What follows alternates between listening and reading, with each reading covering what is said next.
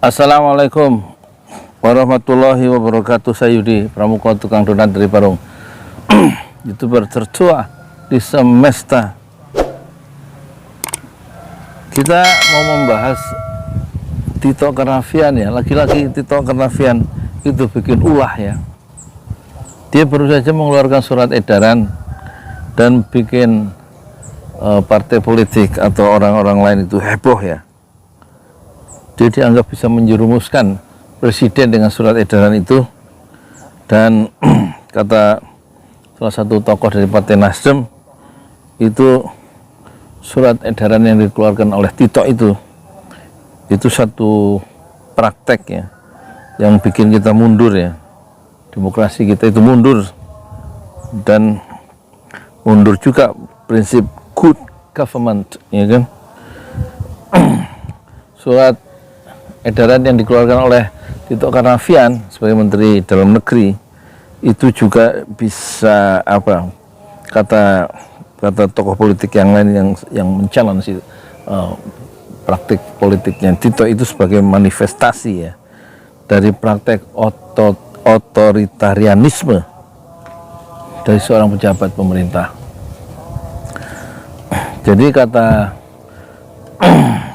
mereka, sebagai pembantu presiden ya, itu hendaklah Mendagri Tito Karnavian itu tidak mengambil kebijakan yang bisa menjerumuskan Presiden Jokowi lewat ketentuan yang dapat menimbulkan polemik dalam kehidupan bernegara. Tito lagi ya. Ini memang saya pernah melihat Tito dan satu ruangan itu pertama kali waktu saya menyaksikan atau menghadiri wisuda anak saya sarjana di Universitas Muhammadiyah ya, di Cirende, waktu Tito ngasih sambutan ya dengan slide-nya itu di gedung apa itu, di Bumi Serpong Damai. Hadir waktu itu saya lihat Din Samsudin ya dan beberapa tokoh Muhammadiyah. Tentu setelah kita dengarkan lagu ini ya, Sang Surya ya, lagu himne dari perguruan Islam Muhammadiyah ya, yang didirikan oleh Ahmad Dahlan, yang sangat berjasa ya, dan tidak menimbulkan kontroversial dalam sejarah Indonesia modern. Ini kita baca dari tempo.co ya. Reporternya siapa ini? Irna Dini Safira, kelihatan ya mata kunek. Editornya Febrian. Partai Nasdem sebut surat edaran Mendagri Tito Karnavian bentuk praktek otoritarianisme. Kita bacakan ya, tempo.co Jakarta.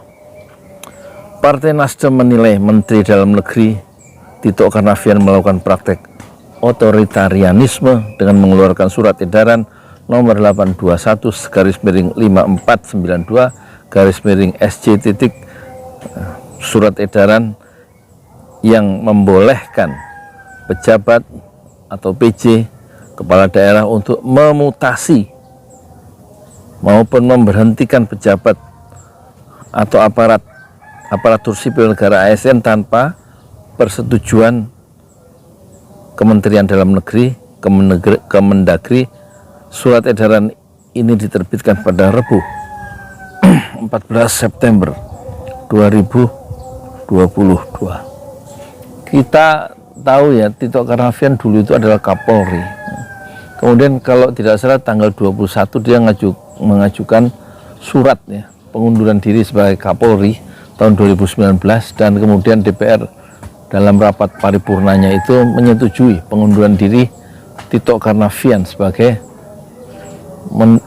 Kapolri, karena dia akan diberikan jabatan baru ya, oleh Jokowi yang waktu itu terpilih sebagai presiden dalam sebuah pertarungan pemilu yang sangat brutal ya, dan penuh dengan darah ya, karena pada tanggal 21, 22, 23 Mei terjadi pergolakan, protes di Dewan Bawaslu, dan di situ dalam peristiwa itu kemudian WA saya atau kita tidak bisa melakukan satu komunikasi ya.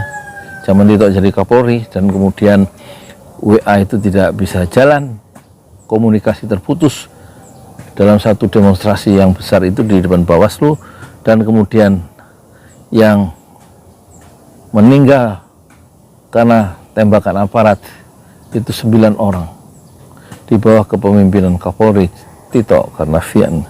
9 orang mati dan tidak ada pertanggungjawaban, padahal mereka bukanlah penjahat, tapi mereka adalah demonstran yang protes karena kecurangan pemilu, tapi dihadapi dengan sangat keras oleh polisi saat itu.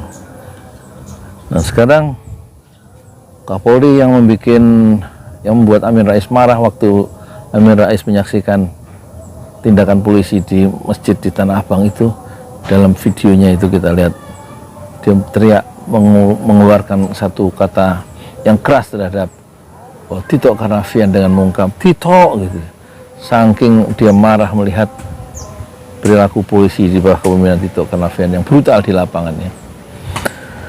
Ketua DPP Partai Nasdem Willy Aditya menyatakan surat tersebut menabrak aturan di atasnya, yaitu Peraturan Pemerintah Nomor 49 Tahun 2008 tentang pemilihan, pengesahan, pengangkatan, dan pemberhentian kepala daerah dan wakil kepala daerah. Berdasarkan pasal 132A Peraturan Pemerintah Nomor 43 Tahun 2008, ada 4 hal yang tidak boleh dilakukan oleh penjabat. Ada 4 hal yang tidak boleh dilakukan oleh penjabat. Salah satunya adalah melakukan mutasi pegawai. Nah ini tidak boleh dilakukan menurut peraturan pemerintah ya, tahun 2008 menurut perspektif Willy tadi ya, Partai Nasdem. Dengan demikian surat edaran Menteri Dalam Negeri nomor 821/5492/SJ tersebut bertentangan dengan peraturan pemerintah nomor 49 tahun 2008, kata Willy dalam keterangan tertulisnya Rabu 21 September 2022. Jadi respon ini dikeluarkan setelah 1 minggu surat edaran itu dikeluarkan oleh Menteri Dalam Negeri Tito Karnavian tanggal 14, direspon tanggal 21 Septembernya. Willy menyatakan surat edaran merupakan peraturan kebijakan, bukan sebuah keputusan atau peraturan perundang-undangan. Dia sebuah kebijakan, sehingga surat edaran tidak dapat memuat norma hukum maupun menyimpangi peraturan perundang-undangan. Surat edaran seyogyanya merupakan kebijakan yang bersifat individual dan memiliki keberlakuan yang terbatas bagi instansi yang terkait dalam jajarannya. Surat edaran bukanlah ketentuan yang bisa diberlakukan secara menyeluruh ya, kata Ketua DPP Partai Nasdem Willy Aditya dalam keterangannya Rabu 21 September 2022. Menurut Willy, Mendagri Tito Karnavian mestinya mengetahui jika pelaksana tugas PLT, penjabat PC, dan penjabat sementara PJS tidak hanya menjabat di lingkungan Kemendagri. Mereka, kata dia, juga ada di lingkungan jabatan kelembagaan lain.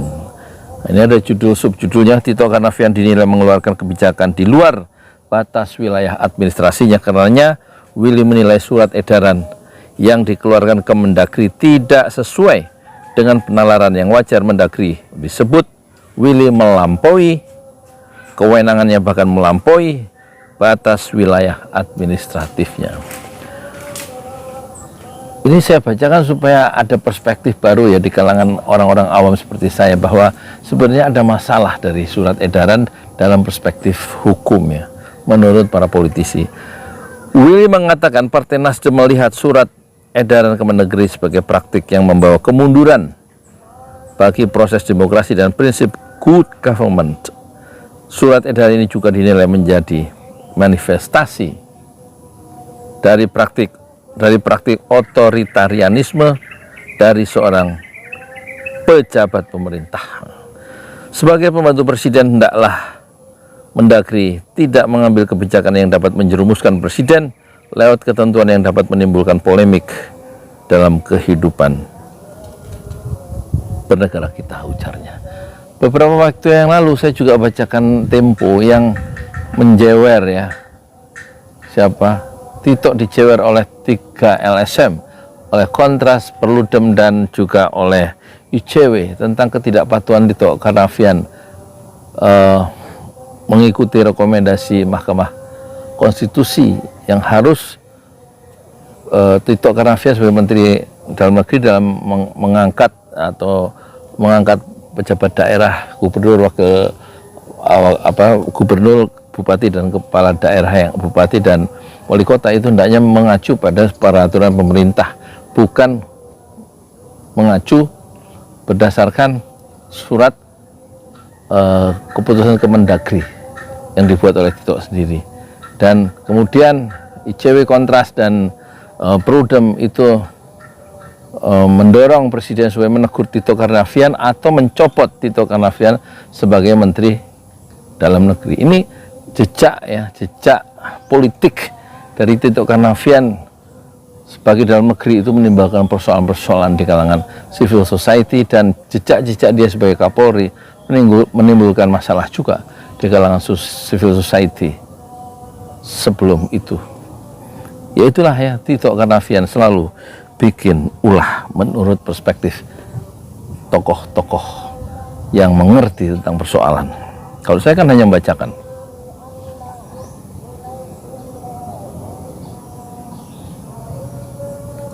Dah, selebihnya silakan baca sendiri. Dan itulah ya satu catatan kembali Tito Karnavian bikin ulah. Jadi pejabat itu yang bisa memberikan kontribusi gitu loh terhadap kemajuan demokrasi dan kepada good government, bukan justru melakukan satu tindakan politik atau kebijakan yang sebaliknya sehingga menimbulkan protes ya, dan membuat protes dari orang-orang yang kontra dan mengerti persoalan, sehingga kita ini rakyat kemudian dibikin gaduh ya, hanya ulah pejabat sebagai pejabat yang bernama Tito Karnavian.